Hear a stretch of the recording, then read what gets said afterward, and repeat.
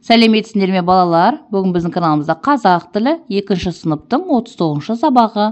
Мәтіннің құрылымдық бөліктері тақырыбы. 10-шы жаттығу. Құмырсқа мен қарақоңыз мысалын түсініп оқы. Құмырсқа мен қарақоңыз бір сыныпта оқиды. Құмырсқа күнде 5-тік алып, қарақоңыз 2 ала беріпті. Қарақоңыз құмырсқадан: «Сенің жақсы оқуының сыры неде?» деп сұрапты. Оның сыры уақыт кестесінде.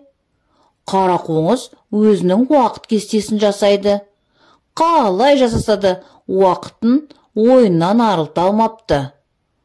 Құмырсқа ойынға жетпеген уақытты сабақ дайындауға қалай жеткізіп жүр екен деп таңданыпты. Мысалдың авторы Сансызбай Сарғасқаев. Енді балалар, төмендегі тапсырмаларды бірге орындайық. Мәтін мазмұны бойынша сұрақ құрастыр. Оларға жауап бер. Бірінші сұрақ: құмырсқа күнде қандай баға алады? Жауабы: құмырсқа күнде 5-тік алады. Екінші сұрақ: қарақоңыз қандай баға алады? Жауабы: қарақоңыз 2 алады. Үшінші сұрақ: құмырсқаның жақсы оқуының себебі неде? Жауабы: құмырсқа өзінің уақыт кестесін құрып, уақытын жоспарлайды. Төртінші сұрақ: қарақоңыз өзінің уақыт кестесін қалай жасайды?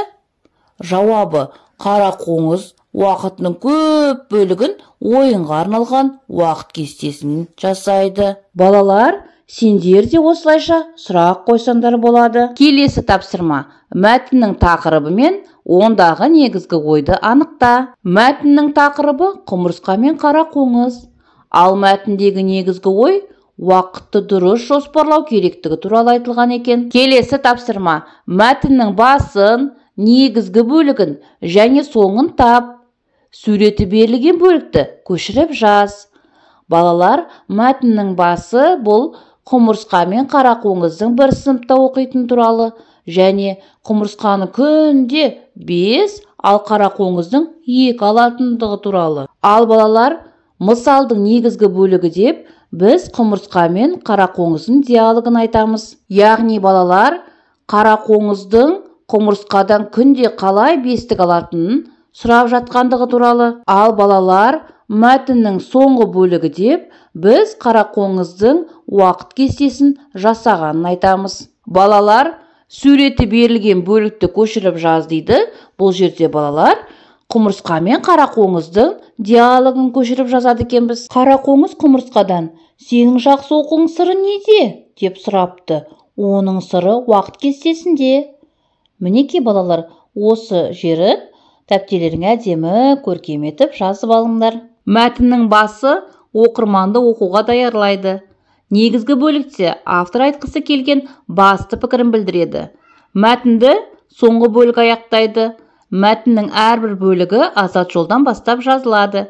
Мінекей балалар, осы ережені естеріңе сақтап, жаттап алыңдар. 11-ші жаттығу. Мәтінді оқы. Жоспарға сүйеніп, оның бөліктерін анықта. Жоспар: бірінші, көңілсіз суреттер. Екінші, жан біткен суреттер. Ал енді балалар, мәтінді оқиық. Меруерт табиғат көрінісін салмақшы болып, қара қарындашын алды. Салған суреттері бір түрлі көңілсіз, солғын болып шықты. Бір кезде қолына түрлі түсті қарындаштар ілікті. Аспанды қара бұлт торлады. Шатыр-шұтыр сары найзағай ойнады. Жоғарыдан көкпеңбек тамшылар төпеп берді. Ал жерде ақ түсті шалшық сулар пайда болды. Балалар, бұл жерде жоспарға сүйеніп, оның бөліктерін анықта дейді. Меруерттің салған көңілсіз суреттері бұл жоспардағы бірінші бөлікке кіреді екен, яғни көңілсіз суреттерге кіреді екен. Ал азат жолдағы екінші азат жолдан басталатыны, яғни түрлі түсті қарындашпен бояғандығы, аспанды қара бұлт торлағандығы бұл екінші бөлікке кіреді екен жоспардағы, яғни жан біткен суреттерге кіреді екен. Енді балалар, төмендегі тапсырмаларды орындайық. Мәтінде неше бөлік бар? Мәтінде балалар 2 бөлік бар. Олар мәтіннің қай бөліктері? Мәтіннің басы және негізгі бөлігі берілген. Қай бөлік берілмеген? Мәтіннің соңғы бөлігі берілмеген. Мәтіннің соңғы бөлігін өзің тауып айтып көр. Сурет пен мәтіннің арасында байланыс бар ма? Бар болса, дәлелде. Ал енді балалар, мәтіннің соңғы бөлігін өзіміз құрастырып көрейік. Меруерттің бастапқыда салған көңілсіз суреті өте әдемі табиғат көрінісіне айналды деп мәтінді аяқтасақ болады. Ал балалар, сурет пен мәтіннің арасында байланыс бар. Өйткені суретте табиғаттың суретін салып отырған қыздың суреті бейнеленген. Ал балалар, кітапқа қарайықшы. Кітапта да бізде табиғаттың суретін бейнелеп отқан Меруерттің суреті тұр, және бұл мәтінге сәйкес келеді екен, яғни екеуінің арасында байланыс бар. 12-ші жаттығу.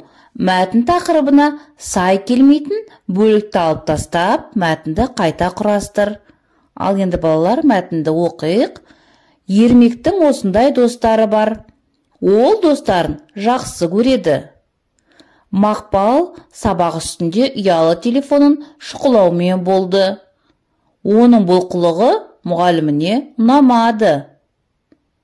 Бүгін оған Алмас пен Нұрлан келді. Хал жағдайын сұрап, Ермекке келген суретті кітапшаларын ұсынды. Балалардың бәрі сабақта, ал Ермек болса ауырып үйде қалды. Жалғыз өзі әбден зерікті. Ал енді балалар, мәтін тақырыбына сай келмейтін бөлікті алып тастауымыз керек екен. Бұл жерде мәтін тақырыбына сай келмейтін бөлік ол Мақпал сабақ үстінде ұялы телефон шұқылаумен болды.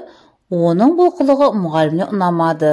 Мінекей балалар, осы бөлігі мәтін тақырыбына сай келмейді екен. Ал енді балалар, мәтінді қайтадан құрастырып көрейік. Балалардың бәрі сабақта, ал Ермек болса ауырып үйде қалды. Жалғыз өзі әбден зерікті. Бүгін оған Алмас пен Нұрлан келді. Хал жағдайын сұрап, Ермекке келген суретті кітапшаларын ұсынды. Ермектің осындай достары бар. Ол достарын жақсы көреді. Ал енді балалар, төмендегі тапсырманы орындайық. Құрастырған мәтініңе ат қой. Мәтіннің соңғы бөлігін дәптеріңе көшіріп жаз. Балалар, біз мәтінге Ермек және оның достары деп ат қойсақ болады. Ал мәтіннің соңғы бөлігі, ол 3-ші бөлік. Ермектің осындай достары бар. Ол достарын жақсы көреді. Балалар, дәптерлеріңе осыны қатесіз, көркем, әдемі ғып жазып алыңдар. Балалар, осымен бүгінгі сабақ аяқталды. Соңына дейін көргендеріңе рахмет. Сабағына лайк басып, каналға тіркелуді ұмытпаңдар.